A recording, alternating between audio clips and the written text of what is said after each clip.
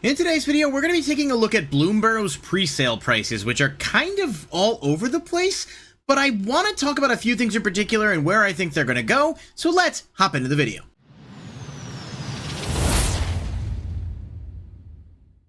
Alright everybody, thank you so much for being here. As always, please be sure to like the video if you do enjoy it and click that subscribe button if you're not subscribed. I think like 85 to 90% of people who watch my videos are not subscribed, so even if a few of you subscribe, it does help out a ton, so I just want to kind of put that out there. Either way, I appreciate you taking the time to watch, and yeah, so today we're going to talk about the Bloomburrow pre-sale prices. Normally I like to make a video when a set comes out on release day, when TCG Player doesn't have just the pre-sale restrictions anymore, and I can just actually like talk about what the prices are. Unfortunately, I'm going to be out of town this weekend, so I'm not going to be able to make a video. I would record it in advance, but then I won't know what the actual prices are going to be, so we'll talk about it when I get back next week. But what I want to talk about is sort of how some of these are shaking up, and we've already seen the market move a little bit, and it's going to be interesting to sort of watch where they go. I'm looking at best selling right now, and this is just for Mythics, and we're going to dive into the Mythics a little bit, and then we'll talk about the others as well. One of the biggest ones I want to talk about right off the bat, though, is Storm Splitter. Now, this one is a really powerful card, and you can kind of see from its graph how it started to go down and down and down, and now it's starting to creep back up. There was a period where it was actually selling for, I think, around, like, I have to go back, a couple days, but around 2 and change back, even yesterday.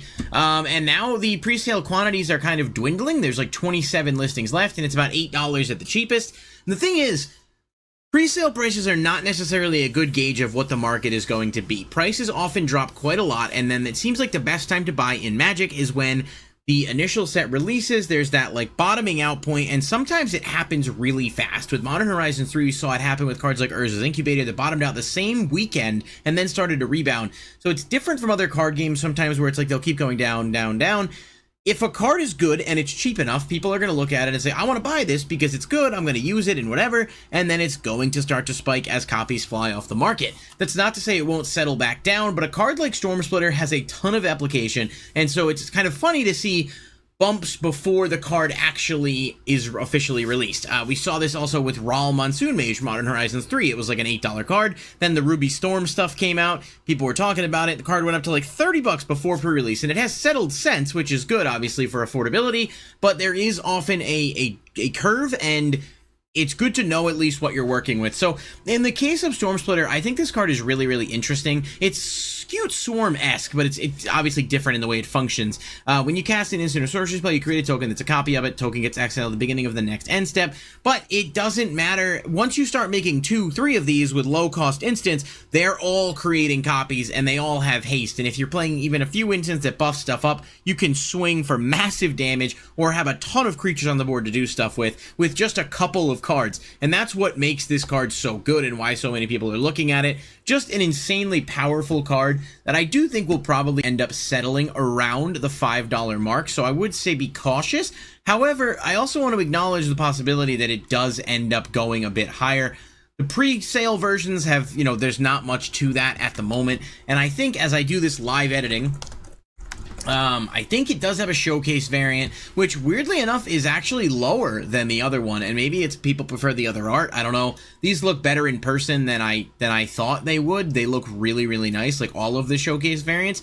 But I mean, this one is just kind of trending down and hasn't been targeted as much. There's a lot of stock available, so people seem to just prefer this one. I guess that comes down to a matter of preference, but it's worth noting the amount of copies that have sold versus something like, I'll just use another example of, Season of Loss, for example, right here on the main page. This card is like $5 and it's been going down, and there's over 110 listings. So while I always say pre-release prices are something to be cautious of and don't put a ton of stock into them, it's always telling when pre-releases, but when there's buyouts before the set actually drops, because what that means is that when the set does drop, the card's going to settle higher than it normally would have, and you have a less cheap window to get into, if that makes sense. We're seeing a lot of really good sales on Egra. Actually, the borderless one seems to be the best, and I think it is a really, really strong card. I do think, though, that it's going to probably bottom out a little bit more than it has. It's just kind of hard to say where. I think it's going to be one of those cards that will likely end up doing well over time because of how powerful it is. I have my reservations about whether or not it's going to be good in Standard, simply because I think it's just a little high in the cost category, but I know a lot of people are excited about it, and I think, again, with good reason. There seems to be a lot of application in multiple formats with it. Kitsa Otter Elite's another one I wanted to mention here. This is another mythic that's been doing relatively well. 65 listings, so there is a good amount of them in stock. However, it is interesting to note, A, the mass amounts that are selling, and B, it was around $5.50, $5.70 a couple days ago, and is now at around $7, $8 at the cheapest. There's one guy with one at $8, if you factor in shipping. Honestly, it's another really good card. It's just hard to say where it's going to end up, but I think you have, like, the people love the Otters. I think people are going to try to make Otters into a viable deck. I think this card on its own, with Vigilance, Prowess, hand fixing, and copying, is pretty damn good. Just interesting to note trends. I mean, there's not a big difference between $5 and $7 if you're like, it's not going to make or break whether or not you buy the card, but if the card's gone up almost 50% before pre-release, despite the chart showing that it's down overall a significant amount, of course, but it did get lower and then has gone back up and a little bit and has seen more sales. So just something to keep an eye on. I know the market price history can be a little bit misleading, but looking at actual sales and seeing the quantity starting to diminish can sometimes be good for that. Yeah, I mean, it looks like a lot of the showcases, for what it's worth, are actually going less, which is really interesting. I don't know if it's just a preference thing. I do think, just kind of as we're looking at some of this stuff here, I'll say Beza, the Bounding Spring, is definitely a card that I think could go up over time.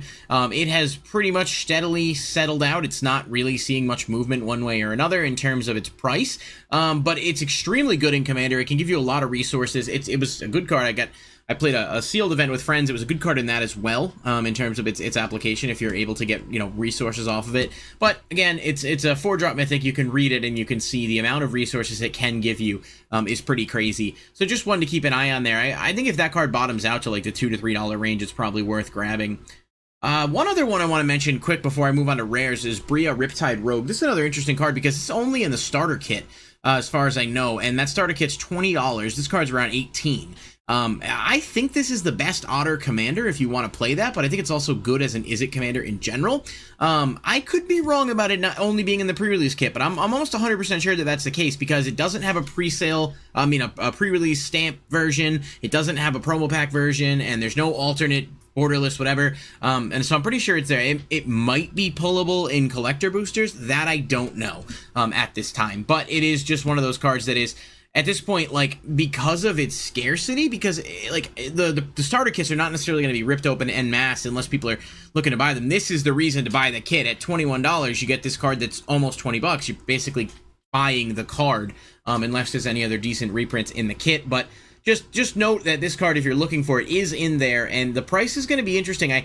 I don't think it's going to bottom out as much as some of the other mythics are, just because it's not going to be as widely available. As a matter of fact, there's only 8 listings of it available currently, compared to some of the other ones, and it has been selling pretty significantly, and it is standard legal despite being in the starter kit. So just something to note in terms of cards that might be worth keeping an eye on. I think it's kind of too hard to say on the raised foil how anything looks. We'll take a look at it more in depth next week, just to kind of go through and see what's going on there. But I think a lot of this stuff is going to be really affordable, and maybe some stuff that's pretty good may end up being so affordable that people do start to buy it out and the price goes up a little bit.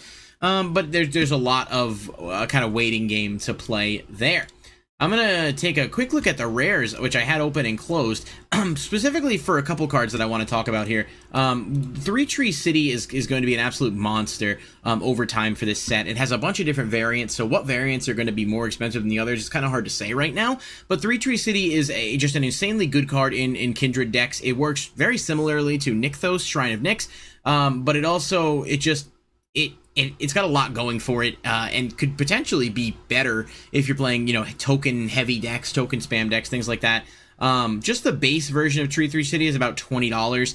It kind of went up and then down, and realistically speaking, when I picked them up, they were like 18. They haven't moved too much. I do think this will probably fall to a little bit lower as the set officially releases, but I think it's pretty fair to say that this card is going to end up being expensive over time.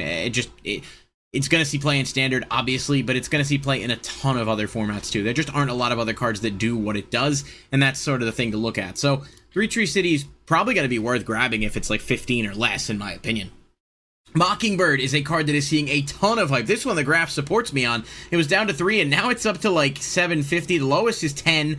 This card is insanely good. It can enter as a copy of anything on the battlefield. You just pay X equal to the mana value of that creature. So It's just a really, really powerful card that can do a ton of things, and has a ton of flexibility. There are just not that many cards that do what this does better.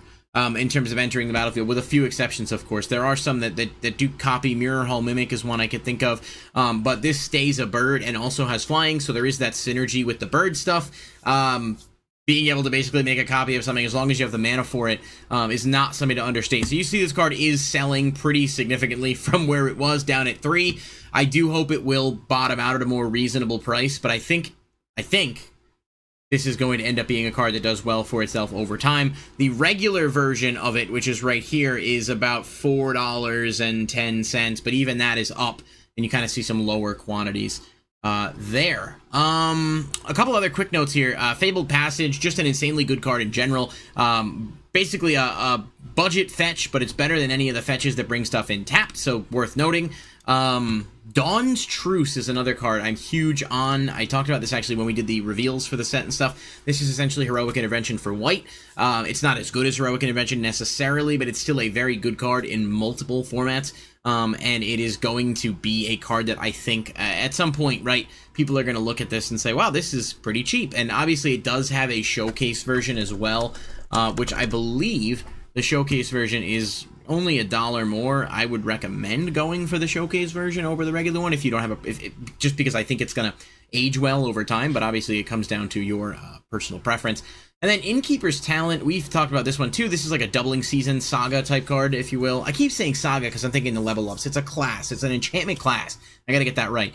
This card was down to $1.79 and is now about $5 in a couple of days. I actually pulled some of these in my pre-releases and stuff. I told people, like, don't just give this away. I promise you it's going to end up going up, and it's already gone up $3 since it came out. It's just a card you can read and understand why it's as good as it is, right? Like, there's not much more I can say about this card. It's a 2-cost card that can get you a doubling season effect over a couple of turns.